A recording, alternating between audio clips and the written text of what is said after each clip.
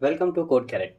चलो आज dictionary comprehension समझते हैं। सबसे पहले कॉम्प्रिहेंशन क्या है? कॉम्प्रिहेंशन एक वे होता है किसी भी म्यूटेबल कलेक्शन आउटपुट को क्रिएट करने का with single line instruction. Okay, let's see dictionary को सिंगल लाइन में कैसे क्रिएट करते हैं। सबसे पहला मैं सिंटैक्स बताता हूँ, normal syntax without any condition. इसमें क्या है, सिंस हम लोग डिक्शनरी क्रिएट करने जा रहे हैं तो डिक्शनरी का सिंबल यूज कर लेंगे। देन डिक्शनरी की वैल्यू पेयर होता है, so key and colon value. Then for loop का यूज करके हम लोग कॉम्प्रिहेंशन को क्रिएट कर सकते हैं, कॉम्प्रिहेंशन बना सकते हैं। तो इसीलिए मैं यहाँ फॉर लूप का यूज कर लूंगा। Then variable in keyword and collection, जिसमें वेरिएबल ट्रावर्स करेगा और की वैल्यू पेयर जनरेट करेगा। तो ये है नॉर्मल सिंटैक्स। चलो एक एग्जांपल से समझते हैं इसे। सपोज एक प्रोग्राम दिया गया है हमें लिखने के लिए। एक इनपुट है कैरेट, जिसके लिए आउटपुट डिक्शनरी आउटपुट जनरेट करना है जो कि ईच एंड एवरी कैरेक्टर का आस्की वैल्यू है। तो इसके लिए प्रोग्राम लिखते हैं। पहले मैं प्रिंट फंक्शन ले लूंगा जो कि डायरेक्टली प्रिंट करने के लिए रिस्पॉन्सिबल होगा। Then as per the syntax मैं डिक्शनरी सिंबल लूंगा। देन एक आई वेरिएबल ले लेता हूँ as a key, and ORT function आता है जो कि रिस्पॉन्सिबल होता है किसी कैरेक्टर के लिए, किसी कैरेक्टर के आस्की वैल्यू को जनरेट करने के लिए रिस्पॉन्सिबल होता है। इसके अंदर मैं जो की है वो पास कर दूंगा। देन फॉर लूप का यूज करके वेरिएबल आई लूंगा जो कि ट्रावर्स करेगा कलेक्शन में। यहाँ पे कलेक्शन क्या है हमारा, कैरेट, जो कि एज ए स्ट्रिंग है, सो इसे मैं एज ए कलेक्शन बोलूंगा। देन डायरेक्टली कैरेट में पास कर देता हूँ यहाँ पे। जैसे ही मैं सेव करता हूँ और एग्जीक्यूट करता हूँ इसे, तो यू कैन सी ये आउटपुट जनरेट कर देगा each and every character as a key and respectively ASCII value उस पर्टिकुलर कैरेक्टर का ये जनरेट कर देगा। And done. चलो दूसरा सिंटैक्स बताता हूँ जो कि यूजिंग सिंगल कंडीशन है। इसके लिए सिंटैक्स क्या होगा, dictionary symbol, then key colon value, उसके बाद for loop, then variable in keyword, then collection. And since हमें कंडीशन डालना है तो आफ्टर राइटिंग फॉर लूप मैं लिखूंगा इफ एंड पर्टिकुलर कंडीशन। तो ये है हमारा सिंटैक्स जो कि रिस्पॉन्सिबल होगा डिक्शनरी जनरेट करने के लिए विद सम सिंटैक्स। सो इसके लिए एक एग्जांपल बताता हूँ। सपोज हमें एक प्रोग्राम दिया गया है लिखने को, create a dictionary where the keys are numbers from 1 to 10 and the values are a square of those number but only for even numbers. okay, so यहाँ हमें जनरेट करना है 1 to 10 नंबर्स एंड उसमें से पहले फाइंड आउट करना है even कौन सा है। देन अगर वो नंबर इवन है तो उसका square as a value generate करना है। सो इसके लिए अगेन मैं प्रिंट फंक्शन यूज कर लूंगा। देन डिक्शनरी सिंबल, उसके बाद की मैं लिख लेता हूँ जो कि की एज ए सपोज मैं यहाँ पे यूज कर लूंगा i, then square of that, so i to the power 2 मैं यूज कर लूंगा। देन फॉर लूप, यहाँ पे आई एज ए वेरिएबल लूंगा।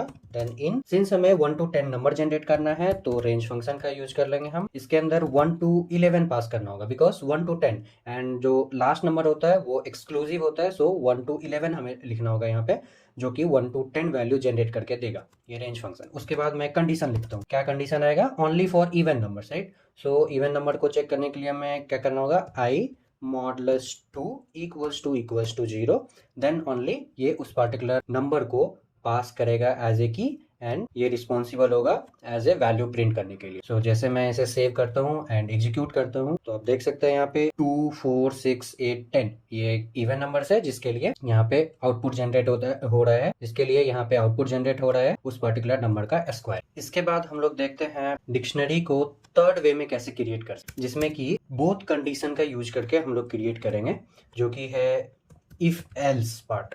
सो उसके लिए सिंटैक्स क्या लिख सकते हैं, डिक्शनरी सिंबल, देन यहाँ पे key colon value 1, since else part भी है तो 2-3 टाइप का वैल्यू जनरेट होगा, right. So value 1, then if related condition, फिर एल्स पार्ट जहाँ पे वैल्यू 2 डायरेक्टली ये प्रिंट कर देगा। उसके बाद as usual for loop, then variable in keyword and collection. ये है सिंटैक्स थर्ड वे में क्रिएट करने के लिए। सो इसको अब हम एक एग्जांपल से देखते हैं। सपोज हमें एग्जांपल दिया गया है, imagine you have a list, that means हमें एक डेली टेम्परेचर का एक लिस्ट दिया गया है जो कि सेल्सियस में है एंड बोल रहा है एक डिक्शनरी जनरेट करने को जो कि अगर टेम्परेचर 15 से कम रहा तो कोल्ड प्रिंट करेगा एज ए वैल्यू, अगर टेम्परेचर 15 से 25 के बीच में रहा तो warm as a value generate करेगा, एंड अगर टेम्परेचर 25 से ज़्यादा रहा तो हॉट जनरेट करेगा एज ए वैल्यू। तो यहाँ पे मैं एक लिस्ट ले लेता हूँ विथ सम टेम्परेचर, जिसमें कि हमारे पास 10, 16, बिलो 15, एवर 15 और एवर 25 टेम्परेचर दिया हुआ है। एज ए लिस्ट मैं इसे स्टोर कर लेता हूँ। देन मैं एक वेरिएबल लूंगा टेम्परेचर कैटेगरी, इसके अंदर मैं जनरेट करूंगा डिक्शनरी। सो यहाँ पे की क्या होगा, हमारा टेम्परेचर होगा की। सो एक वेरिएबल ले लेता हूँ मैं टेम्प, देन कॉलन, इसके बाद मैं कंडीशन लिखना स्टार्ट करूंगा। सिंस यहाँ पे इफ एल्स यूज होगा, सो डायरेक्टली मैं वैल्यू लिखता हूँ। एक मैं वैल्यू लूंगा कोल्ड। ये कब होगा, जब 15 से कम रहा टेम्परेचर। सो यहाँ पे if temp less than 15, then ये प्रिंट कर देगा cold. If not less than 15, then else part में मैं लिख दूंगा वार्म, जो कि ये भी बताएगा कि अगर टेम्परेचर 15 एंड 25 के बीच में है। सो 15 एंड 25 के बीच में लाने के लिए मुझे एक और इफ कंडीशन लिखना होगा, इफ स्टेटमेंट लिखना होगा, जो कि मैं लिखता हूं if temp less than equals to 25, then ये प्रिंट कर देगा warm, else simply print hot, जो कि बताएगा अगर 25 से ज़्यादा रहा टेम्परेचर तो ये हॉट प्रिंट कर देगा। इसके बाद सिंपली मैं इसके बाद एज यूजुअल फॉर लूप का यूज करूँगा, फॉर टेम्प इन कलेक्शन, जो कि कलेक्शन यहाँ पे टेम्परेचर है। सो यहाँ पे मैं टेम्परेचर कीवर्ड, सो यहाँ पे मैं टेम्परेचर वेरिएबल का यूज कर लूंगा। Then in the next line मैं डायरेक्टली प्रिंट कर दूंगा अपने टेम्परेचर कैटेगरी को। यहाँ पे डायरेक्टली प्रिंट फंक्शन का यूज यहाँ भी कर सकता हूँ, और अगर मैं चाहूँ तो सेपरेटली भी लिख सकता हूँ, नॉट एन इशू। देन मैं सेव करूंगा और एग्जीक्यूट करूंगा, तो ये हमें आउटपुट दे रहा है। जैसे कि 10, ये क्या है, 15 से कम है, तो इसके लिए वैल्यू दे रहा है, हाँ ये कोल्ड होगा। देन 16, 15 से ज़्यादा है एंड 25 से कम है, तो ये बता रहा है वैल्यू एज ए वार्म।